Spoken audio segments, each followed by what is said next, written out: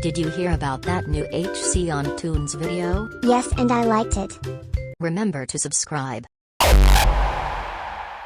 Programming drums to your hardcore track. This video gives you ideas about drum programming in hardcore music. I have a lot of kick tutorials, and today there are multiple sources to get the information about kick design.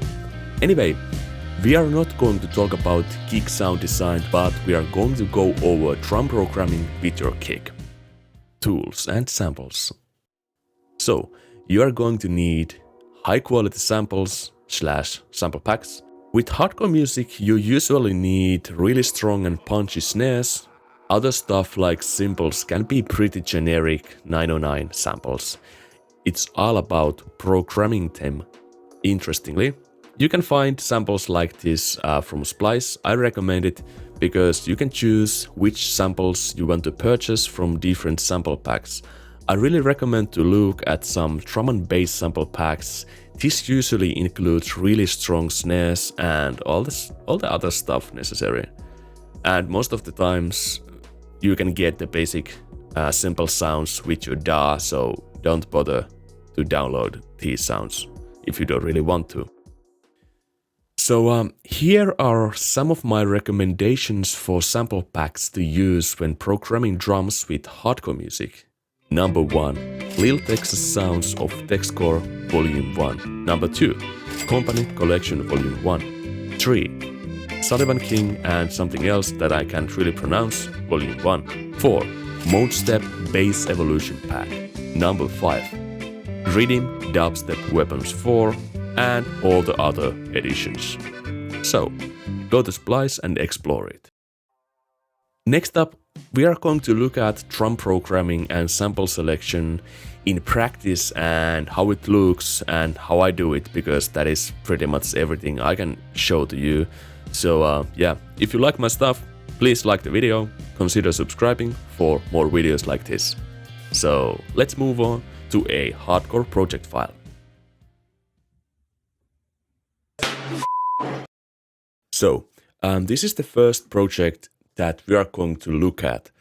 First of all, let's just actually take a listen and see what is going on, and I'm gonna go over the drum design and how simple it actually is.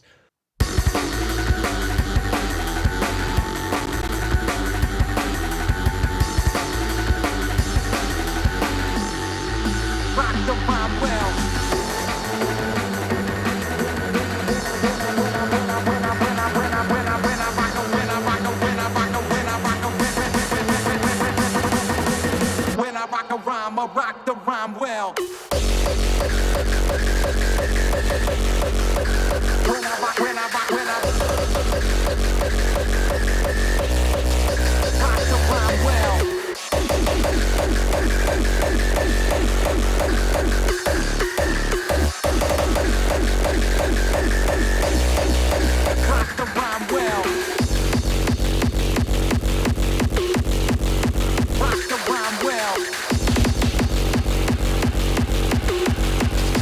Rock the rhyme well. Let's look at the drum processing and the drum programming in here. So here I of course have the first drop, and it comes to a break, and after that we have this. So what we have going on here is just a FPC with preset.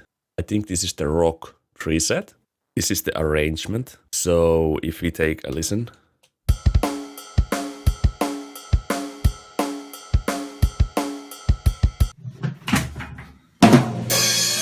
you can hear that it's just a recreation of this amen loop.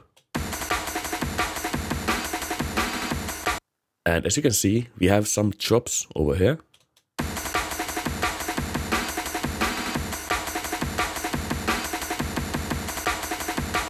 So this is the basic drum groove of the track when there is no kick playing. And also we have a 909 crash.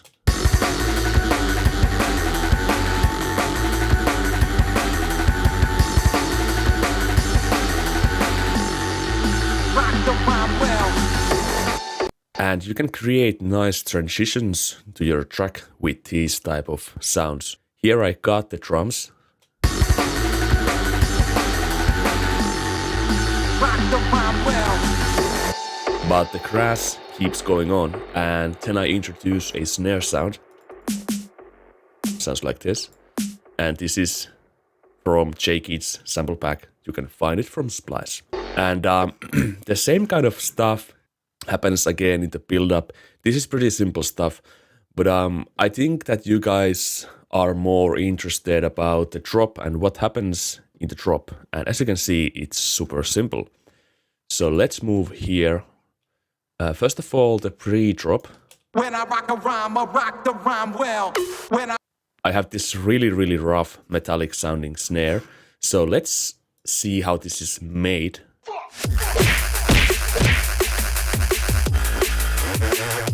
We have two different sounds. We have this and this. This is just a metallic Foley sound or something like that. Let's go over the processing for this. So first of all, the snare sounds something like this without processing. Pretty boring. With processing. And I guess you guys already kind of know what's happening here. So I have just a sharp peak, distortion, transient processing, and clipping.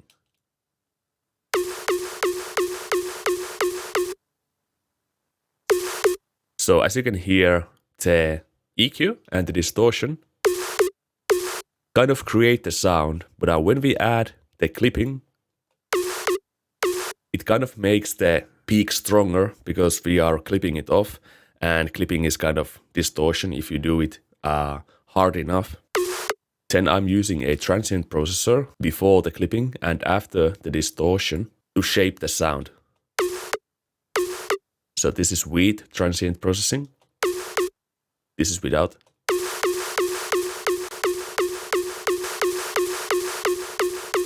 You can hear that I'm pulling the sustain or the release down, so we get rid of the noise that comes with the distortion. Because that was kind of unwanted in this case. Next up, let's look at the perk layer. It is just literally a metallic sound with no processing. And now, as you can see, I am routing both of these channels to this snare bus. And here I have some EQing and a OTT.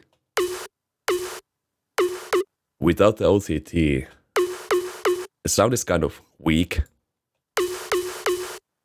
When we add OTT, we get that snap and a little bit of upwards and downwards compression going on. So that is one way to create these kind of metallic snares. This is a good sound to use after your drop vocal. When I rock a rhyme, I rock the rhyme well. And after that, just hit with the kick. And I like to use crashes when the drop hits. But for some cases, the crash kind of ruins it. But I think here it works. Yeah, next up, let's actually look at the crashes. So here in the crash channel, I am also pushing the crash to the snare bus because we have the OTT in here. This is not necessary, but I usually use delay in my crashes. So when you use delay with OTT, the delay gets pushed up and it is more audible. And if you use delay, you might want it to actually be audible with even with a shitty pair of speakers or headphones. So yeah, here's my delay settings. There is nothing special in here. But the programming of the crashes is something pretty interesting. I like to use crashes like this in the beginning of the drop and for the third bar where I have, let's say, transition. It can work really nicely. So here we have a drop part that is 8 bars long, as you can see. So at the last bar, you can see the crash pattern is pretty interesting. So let's listen to this. Rock the rhyme well. So let's solo it.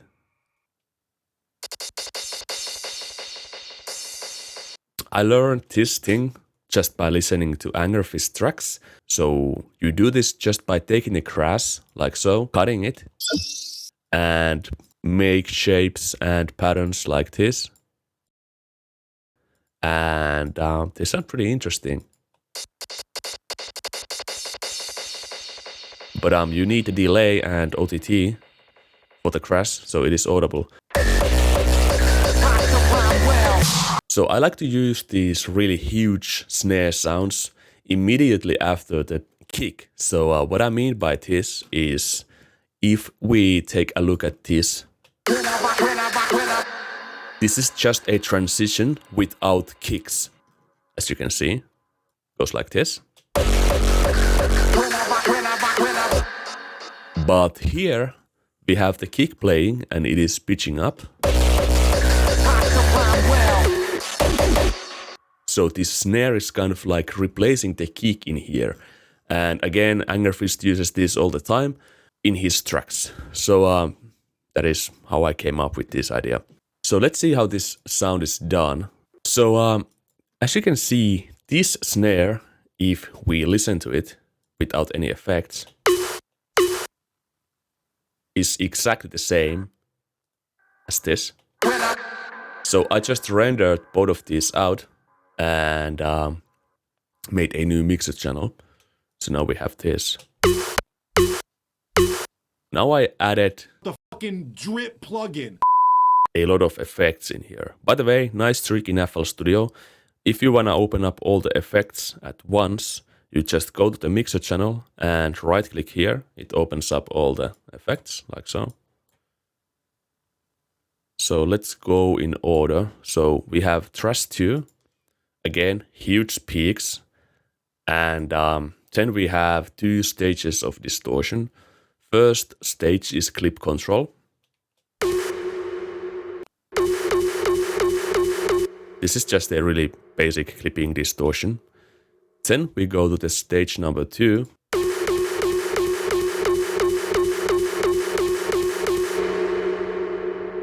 With this distortion, as you can hear, I'm adding the character to this really rough snare sound.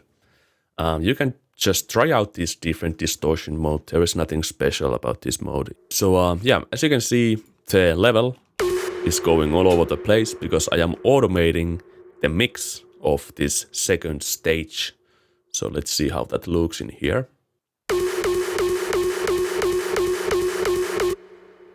Let's see how it sounds without this. It's a bit too much, so what I wanted to do here was just add the really, really rough distortion in the beginning of the sound.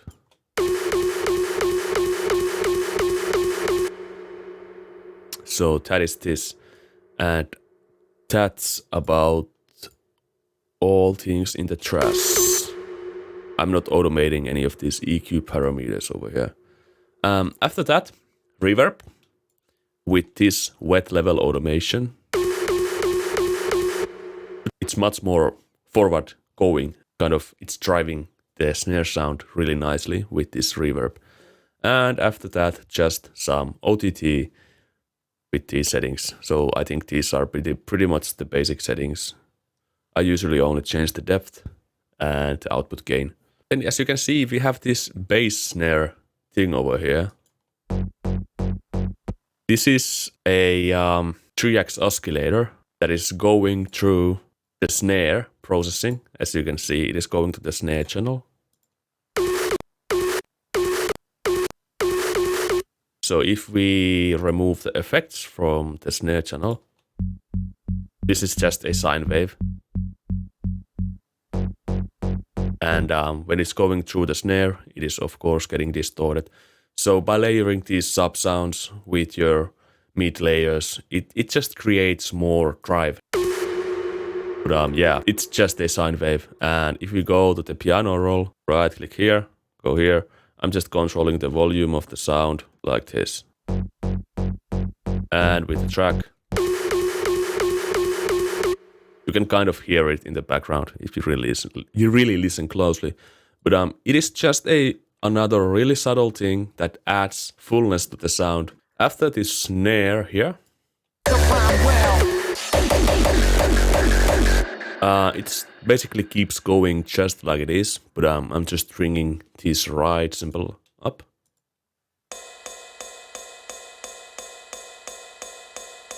And again, some OTT, and it is slightly panned to left.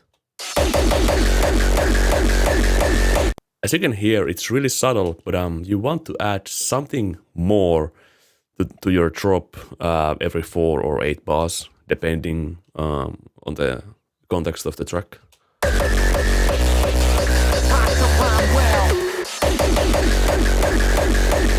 As you can hear, the difference is super subtle, but it's a subtle thing, but this is how you keep your track kind of interesting.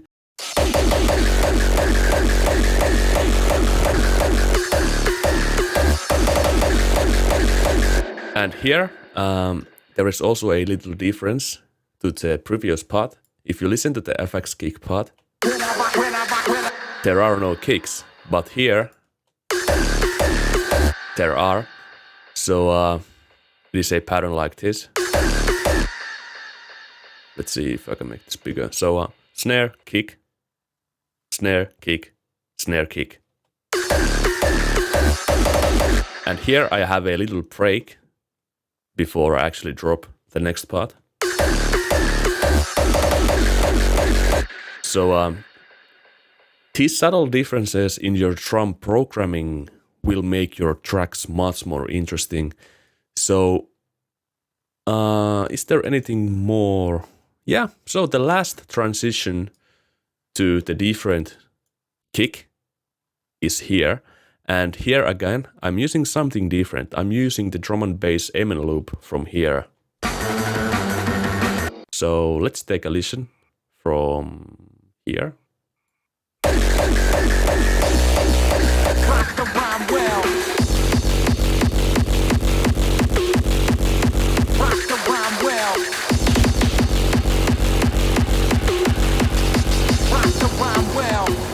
Again, so at this part you can hear the rides.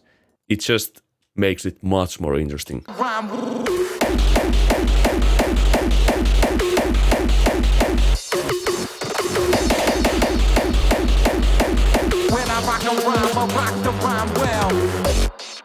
Here again, we have something different. Of course, we have a different kick, but I'm still using the same snares, but I'm using these in a different way. So let's compare this drop to this one. In this part, we have the melody, and the melody is kind of the main thing.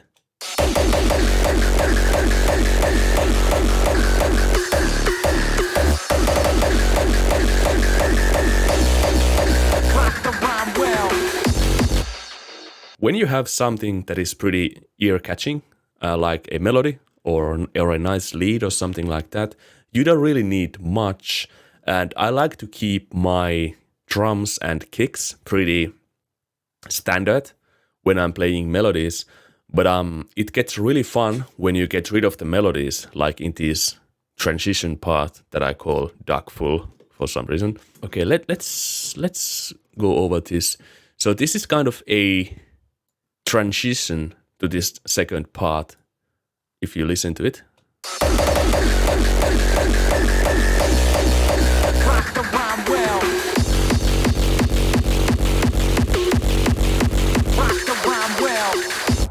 So when we go to this second part, again I have a new rhythm in this transition part that you haven't really heard in this track before. And that is super important to keep it interesting. But again, I'm using the same sounds, just different programming and different rhythm. So yeah, the break part in here, we have a drum and bass loop, just like in here. And we have a new kind of lead sound.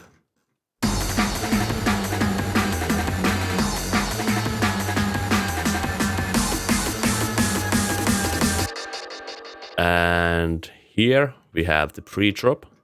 And now we have the part of the track where there kind of is no melody. So this is what I did to kind of keep it interesting. As you can see, I'm using this same snare sound all over again. I have this new snare rhythm with the smaller snare. I have these FX kicks that I made with my FX kicker patcher patch that you can download from my website for free. And I have a new drum and bass loop in here that I'm using as a transition. So let's listen to this part. When I rock a rhyme, I rock the rhyme.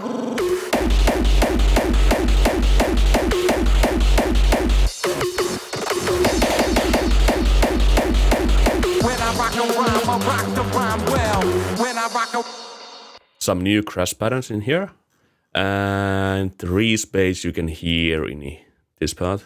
When I rock a rhyme, Let's see, it's probably in here. It's made with Serum.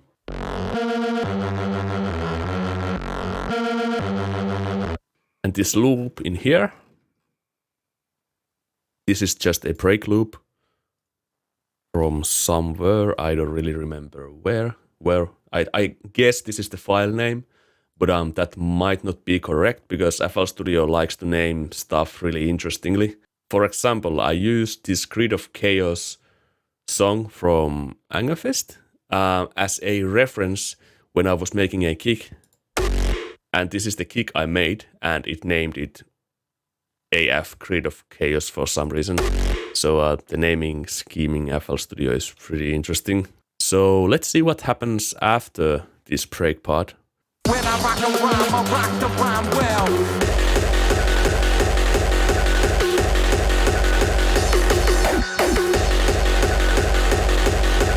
When I rock a rhyme, I rock the rhyme well.